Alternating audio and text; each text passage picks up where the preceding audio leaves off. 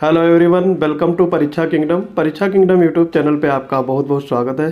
दोस्तों, आज हम लोग चर्चा करेंगे। आज आपकी हेयरिंग थी तो उसमें क्या हुआ, और एनटीए ने आपका जो कट ऑफ है वो आरटीआई के ज़रिए, किसी बंदे ने कट ऑफ जानने के लिए आरटीआई डाली थी तो उसके बारे में विस्तार से बताया है। और जिन लोगों का इसमें सिलेक्शन नहीं हुआ है उनको क्या करना चाहिए, और जो लोग अभी डीवी के लिए बाकी हैं तो उनका कल आखिरी दिन है। तो सारे पहलुओं पे चर्चा करते हैं। जो साथी पहली बार जुड़ रहे हैं प्लीज़ चैनल को सब्सक्राइब कर लें और अपने दोस्तों को ज़्यादा ज़्यादा शेयर करें। तो दोस्तों, सबसे पहले एनटीए का रिप्लाई देखते हैं। एक बंदा था जिसने आरटीआई डाली थी, अपने मार्क्स जो उसने गेन किए हैं उसके अगेंस्ट की उसका सिलेक्शन क्यों नहीं हुआ है, या उसने कट ऑफ मार्क्स जानने की कोशिश की है। तो देखो, ये रिक्वेस्ट है डिस्पोज्ड ऑफ। इसमें जो आरटीआई डाला था उसने अपना नाम छुपा रखा है, और ये डेट ऑफ एक्शन, ये 3 अप्रैल को इसकी डेट ऑफ एक्शन रही। और यहाँ पे देखो, एनटीए ने रिप्लाई दिया है, your obtained raw marks in RO recruitment test 2021 are as part 1 में इसने 145 नंबर गेन किया। टाइपिंग स्पीड इसकी रही 24.45, यानी 25 से थोड़ा कम है। और इसने पार्ट 2 में नंबर गेन किए हैं 48.9, और टोटल नंबर इसके बन रहे हैं 193.9, और ये इसका रहा आरओ में मार्क्स। ठीक है। फिर उसके बाद में दूसरे पार्ट में इसने 141, और टाइपिंग स्पीड इसकी 24.35, और पार्ट 2 में इसका जो नंबर था वो 48.7, तो टोटल 189.7। ये दोनों में नंबर इसके आए हैं। ठीक है, यानी आरओ और एआरओ में।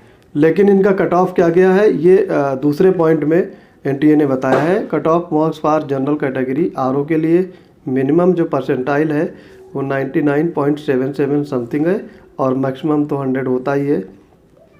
फिर है आपका जनरल कैटेगरी के लिए एआरओ का कट ऑफ मिनिमम है 99.48 समथिंग, और मैक्सिमम 100।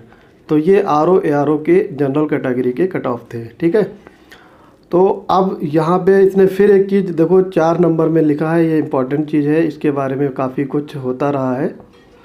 तो ये आप यहाँ पे देख सकते हैं, ये Aptech has given a declaration as part of this agreement with NTA for conduct of computer based test CBT that it has been not been blacklisted by any entity.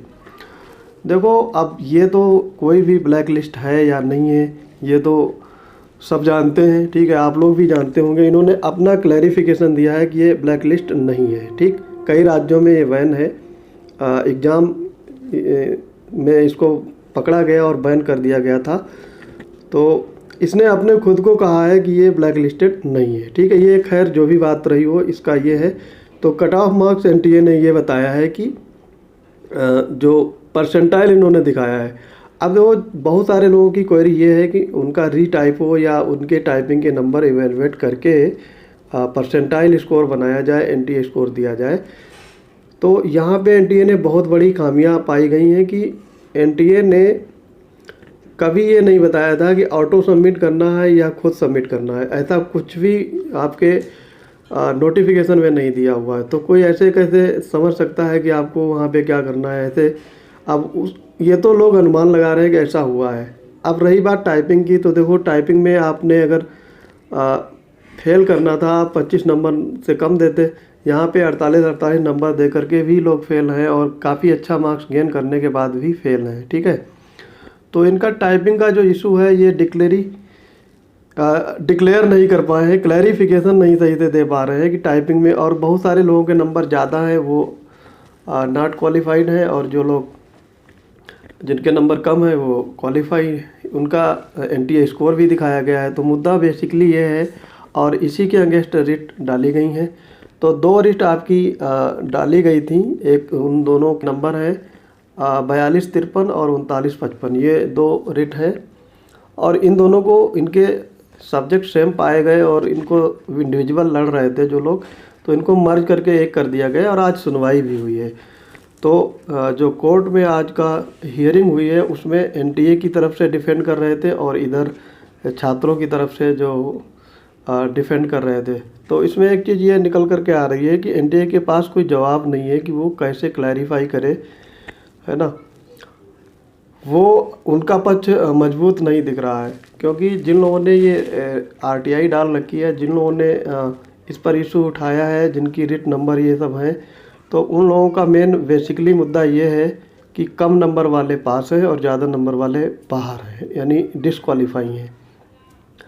और इनका जो टाइपिंग का evaluation है वो भी ठीक नहीं है। सबसे बड़ी बात यही है कि अगर टाइपिंग में जो बंदे फेल थे उनको उनका रीज़न दिखाना चाहिए था, वहाँ पे लिखना चाहिए था कि ये बंदा फेल क्यों है, क्या क्राइटेरिया पूरा नहीं हुआ, क्या नोटिफिकेशन के आधार पर इसका मैच नहीं हुआ, उस आधार पे उसको फेल किया गया।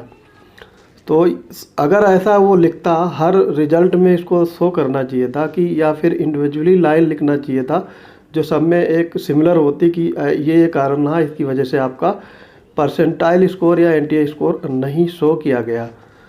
यहीं से कन्फ्यूजन हो रहा है। और सबसे बड़ी बात यह है कि बहुत सारे ऐसे अच्छे अच्छे छात्र हैं जो इसमें सेलेक्ट नहीं हुए हैं, काफ़ी अच्छा स्कोर कर रखे हैं, उनका एनटीए या परसेंटाइल स्कोर गायब है।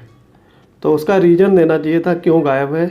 टाइपिंग में जब अच्छे नंबर आ रहे हैं तो फिर एनटीए स्कोर क्यों नहीं दिया गया। और रही बात, जैसे 2 क्राइटेरिया थे टाइपिंग के, 25 वर्ड पर मिनट की टाइपिंग या फिर आपका 25 मिनिमम नंबर होना चाहिए। तो बहुत सारे ऐसे छात्र हैं जो दोनों क्राइटेरिया फुलफ़िल कर रहे हैं, फिर भी उनका एनटीए स्कोर नहीं दिखाया गया है। तो ये जवाब तो देना ही होगा। अगर किसी ने, अब देखो 2 रिट को मर्ज करके, अब नेक्स्ट हेयरिंग डेट अभी पता नहीं क्या रखी गई है, लेकिन इतना ज़रूर है कि जिन लोगों ने किया है उस पर सुनवाई हुई है और इसका मुद्दा भी जायज़ है, ठीक है। तो अगर इसका आगे देखो इसमें कितना दम है या जो भी डिसीजन आएगा, क्योंकि इसमें उच्च न्यायालय संज्ञान ले रहा है और इसमें इंटरेस्ट है उसको, क्योंकि ये जो पहलू है ये काफ़ी वैलिड है। और रही बात जैसे डीवी का, तो डीवी कल लास्ट डेट है, तो डॉक्यूमेंट वेरिफिकेशन तो हो जाएगा, लेकिन उसके बाद में अगर हियरिंग में कोई बात निकल कर आएगी तभी आपका रिवाइज रिजल्ट या फिर री एग्ज़ाम की पॉसिबिलिटी बन सकती है। तो सारा कुछ डिपेंड करेगा, जो हियरिंग होगा उसके रिजल्ट पे सब कुछ डिपेंड कर रहा है, ठीक है। बाकी डॉक्यूमेंट का कल लास्ट है, तो डॉक्यूमेंट वेरिफिकेशन सबका हो जाएगा। उसके बाद में अगर हियरिंग में कोई बात इसमें नहीं आती है या फिर डिसीजन अच्छा आता है या सबूत और जुटाए जाएंगे तो कुछ भी हो सकता है। इसमें पलड़ा जो है वो जो कैंडिडेट हैं जिन्होंने ये रिट वगैरह लगाई हैं उनका भारी दिख रहा है, क्योंकि उन्होंने अपने वैलिड चीज़ों की मांग की है कि ज़्यादा नंबर वाले फेल हैं और कम नंबर वाले डीवी करवा रहे हैं, ठीक है। तो अच्छा, इसमें आपको क्या करना चाहिए? देखो, मैं तो यही शुरू से कहता आया हूँ कि जो होना है वो तो होगा ही, लेकिन आपको अगले एग्ज़ाम की भी तैयारी करनी है। अगर आप इसी में सारा वक्त ख़राब करोगे तो फिर अगली पढ़ाई कैसे कर पाओगे। बहुत सारे एग्ज़ाम अभी होने वाले हैं। एसएससी में भी एसएससी सीजीएल का है, सीएचएसएल का है, और अभी जिन लोगों को अगर जॉब ही चाहिए कोई, तो वो एसएससी एमटीएस में भी फॉर्म डाल के कर सकते हैं, क्योंकि एसएससी एमटीएस में भी जॉब कर पा सकते हैं। ग्रुप डी से हटा करके सी कर दिया गया है, तो ये भी एक अपॉर्चुनिटी बन सकती है। बाकी आप रेलवे में भी मेंस पेपर जो होंगे वो आपका अगले महीने होने की संभावना है। और जो लेखपाल का था शॉर्ट लिस्ट अभी किया जाएगा, तो इसका मई जून या फिर उसके आगे जुलाई तक एग्ज़ाम होगा, क्योंकि अभी तो कोई पॉसिबिलिटी बन नहीं रही है। तो बहुत सारे एग्ज़ाम आपके आने वाले हैं। और ग्रुप सी और डी की जो वैकेंसी सेशन कोर्ट में डिस्ट्रिक्ट कोर्ट की आने वाली थी, वो भी अभी काफ़ी डिले होंगी। जब तक ज्वाइनिंग नहीं हो जाती है, ये प्रोसेस जब तक कंप्लीट नहीं होगा, तब तक उन वैकेंसियों के कोई चांस अभी नहीं बन रहे हैं, ठीक है। तो ये था अपडेट। जैसा कुछ होगा आगे मैं वीडियो ज़रूर लाऊंगा। चैनल से जुड़े रहिए और ज़्यादा से ज़्यादा अपने दोस्तों को शेयर करिए। मिलते हैं अपने अगले अपडेट के साथ, तब तक के लिए पढ़ते रहिए। जय हिंद।